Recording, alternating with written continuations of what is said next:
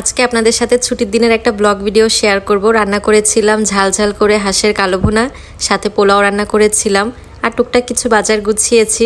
পুরো ভিডিওটা দেখবেন, আশা করছি ভালো লাগবে। আসসালামু আলাইকুম, কেমন আছেন সবাই? আশা করছি যে যেখান থেকে আমার ভিডিওটা দেখছেন সবাইকে আল্লাহ পাক ভালো রেখেছেন। আমরাও আলহামদুলিল্লাহ ভালো আছি। আজকের ভিডিওটা সকাল থেকে শুরু করেছি। ভাবি সকাল সকাল সবকিছু রান্না করে রেখে গিয়েছিল, মানে সকালের খাবারটা আর কি। আমাদের জন্য মিষ্টি কুমড়া ভর্তা করেছে আর ডিম ভাজি করেছে, আর মাইবিন মাহিরার জন্য মাছ দিয়ে পেঁপে দিয়ে একটা ঝোল রান্না করেছে। তো মাইবিনকে খাওয়াতে পারলাম না, মাইবিন ওর বাবার সাথে বাজারে গেল। বাজারে যাওয়ার নাম শুনলেই হয়েছে ওর বাবার পিছু পিছু ছুটে। তো এরকম যদি সকাল সকাল বাজারে চলে যায় নাস্তা না করে, তাহলে দেখা যায় যে সেখানে গিয়েই তারা বাপ বেটায় দুজনে মিলে নাস্তা করে। তো আজকেও সেরকম করেছিল আর আমাকে ফোন দিয়ে বলেছে যে মাইবিন আর খাবে না, মাইবিন আমার সাথে খেয়েছে। তো এই ফাঁকে আমি মাহিরাকে খাইয়ে নিজে খেয়ে নিয়েছি। কি নিয়ে আসছো এটা? আনস কি আইসক্রিম? আর কি নিয়ে আসছো? আমার জন্য আনো না আইসক্রিম? ও আমার জন্য একটা নিয়ে আসছো?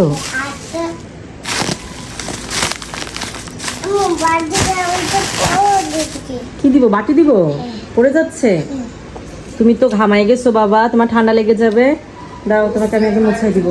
7-8 দিনের মতো আমার বাসা থেকে ঘুরে আসলাম। তো টুকটাক বাজার শেষ হয়ে গিয়েছিল, আলু কাঁচামরিচ এগুলোই আর কি। তো এই বছরের প্রথম জাম নিয়ে এসেছিল মাইবিনের বাবা। মাইবিন নাকি বাজারে জাম দেখে খেতে চেয়েছিল, তাই এনেছে আর কি। আর এদিকে কিন্তু হাঁস ক্লিন করা হচ্ছে, আজকে হাঁস রান্না করব।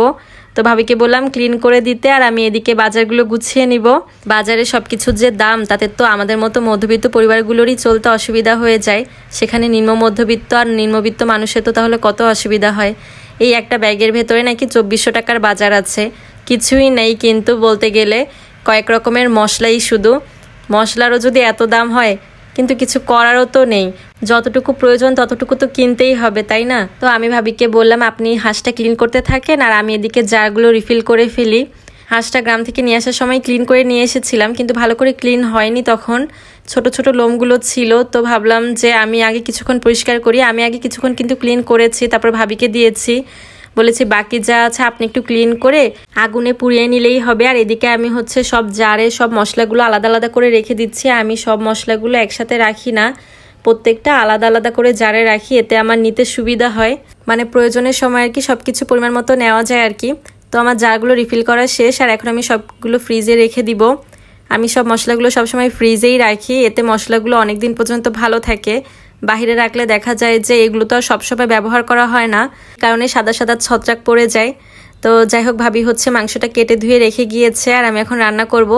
সকালে মাইবিনের বাবা বলছিল যে আজকে গরমের ভেতরে তুমি হাঁস রান্না করবা। তো দেখেন বিকাল হতে হতে কিন্তু ঠিকই মেঘ করে বৃষ্টি হয়ে একদম সবকিছু ঠান্ডা হয়ে গিয়েছে। অতএব হাঁস খেতে কোনো সমস্যা নেই।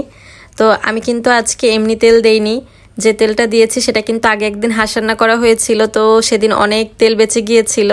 তো আজকে আমি একটু কিপটামি করেছি, নতুন করে আর তেল দেইনি, ওই তেলটাই ব্যবহার করেছি। আর ওটার ভেতরে দারুচিনি, এলাচ, তেজপাতা সব কিছু দিয়েছি। এরপরে পেঁয়াজ দিয়ে কিছুক্ষণ কষিয়ে নিয়েছি। তারপরে তো সব রকমের বাটা মশলা দিয়ে, হলুদের গুঁড়া, মরিচের গুঁড়া দিয়ে ঢেকে রেখেছি।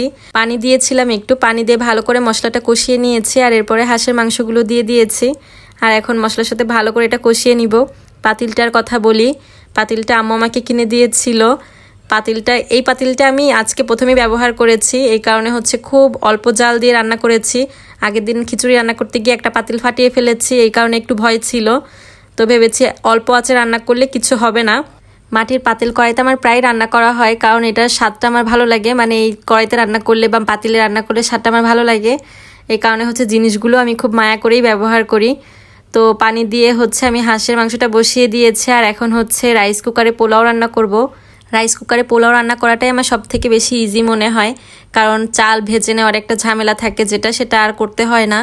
আর আমার হাতে এত সময়ও থাকে না যে চাল ভেজে তারপর আলাদা করে আবার পোলাও রান্না করব।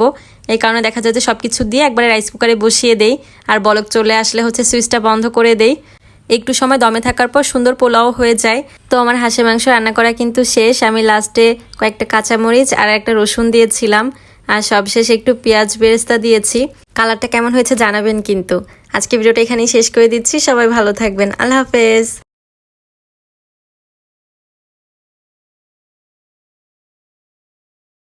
আল্লাহ হাফেজ।